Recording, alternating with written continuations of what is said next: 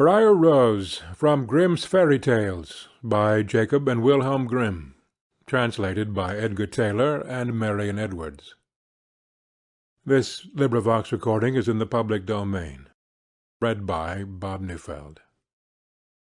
A king and queen once upon a time reigned in a country a great way off, where there were in those days fairies. Now this king and queen had plenty of money, and plenty of fine clothes to wear, and plenty of good things to eat and drink, and a coach to ride out in every day.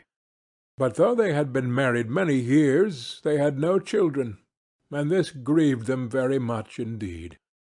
But one day, as the queen was walking by the side of the river, at the bottom of the garden she saw a poor little fish that had thrown itself out of the water, and lay gasping and nearly dead on the bank.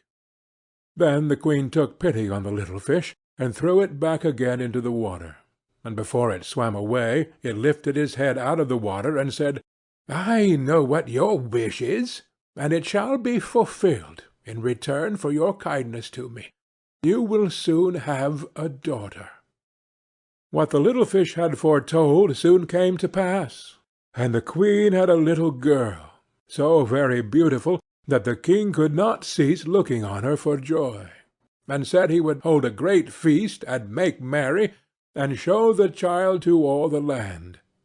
So he asked his kinsmen, and nobles, and friends, and neighbours. But the queen said, "I will have the fairies also, that they might be kind and good to our little daughter."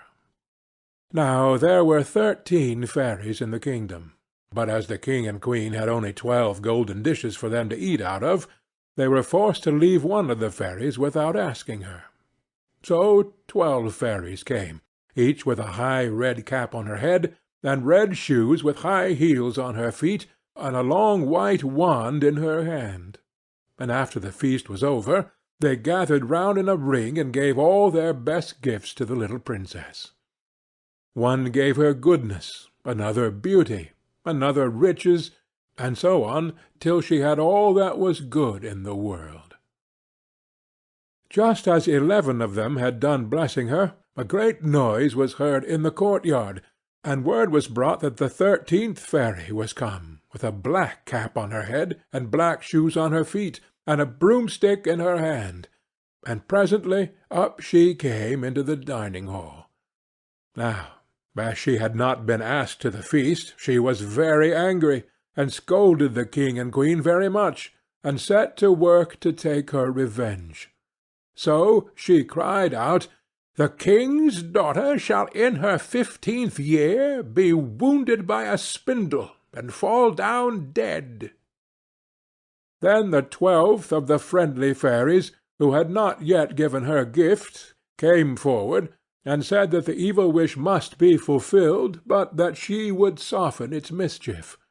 So her gift was, that the king's daughter, when the spindle wounded her, should not really die, but should only fall asleep for 100 years. However, the king hoped still to save his dear child altogether from a threatened evil, so he ordered that all the spindles in the kingdom should be brought up and burnt. But all the gifts of the first 11 fairies were in the meantime fulfilled, for the princess was so beautiful and well-behaved and good and wise that every one who knew her loved her. It happened that, on the very day she was 15 years old, the king and queen were not at home, and she was left alone in the palace.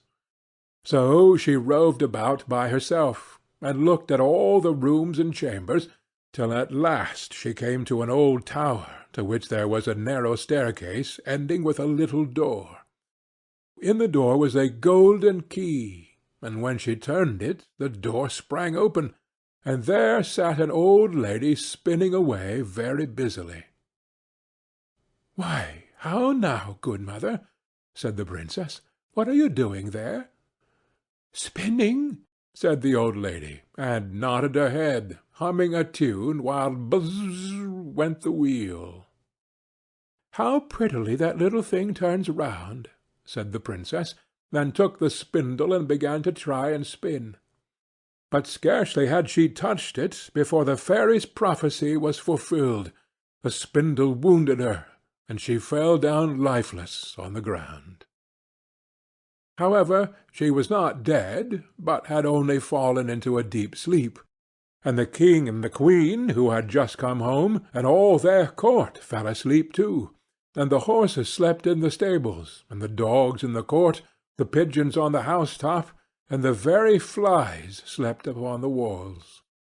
Even the fire on the hearth left off blazing and went to sleep. The jack stopped, and the spit that was turning about with the goose upon it for the king's dinner stood still. And the cook, who was at that moment pulling the kitchen boy by the hair to give him a box on the ear for something he had done amiss, let him go, and both fell asleep. The butler, who was slyly tasting the ale, fell asleep with the jug at his lips, and thus everything stood still and slept soundly. A large hedge of thorns soon grew round the palace, and every year it became higher and thicker, till at last the old palace was surrounded and hidden, so that not even the roof or the chimneys could be seen. But there went a report through all the land of the beautiful sleeping Brıer Rose, for so the king's daughter was called, so that from time to time several kings' sons came and tried to break through the thicket into the palace. This, however, none of them could ever do, for the thorns and bushes laid hold of them as it were with hands, and there they stuck fast and died wretchedly.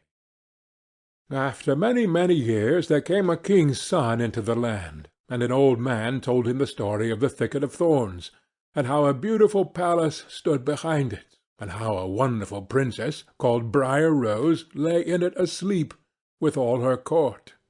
He told, too, that he had heard from his grandfather that many, many princes had come and had tried to break through the thicket, but that they had all stuck fast in it and died. Then the young prince said, "All this shall not frighten me. I will go and see this Brıer Rose." The old man tried to hinder him, but he was bent upon going. Now that very day the 100 years were ended, and as the prince came to the thicket, he saw nothing but beautiful flowering shrubs, through which he went with ease, and they shut in after him as thick as ever. Then he came at last to the palace, and there in the court lay the dogs, asleep, and the horses were standing in the stables, and on the roof sat the pigeons fast asleep, with their heads under their wings. And when he came into the palace, the flies were sleeping on the walls, the spit was standing still, the butler had the jug of ale at his lips, going to drink a draught, the maid sat with a fowl in her lap, ready to be plucked, and the cook in the kitchen was still holding up her hand, as if she was going to beat the boy. Then he went on still farther, and all was so still that he could hear every breath he drew, till at last he came to the old tower, and opened the door of the little room in which Brıer Rose was, and there she lay, fast asleep on a couch by the window. She looked so beautiful that he could not take his eyes off her, so he stooped down and gave her a kiss.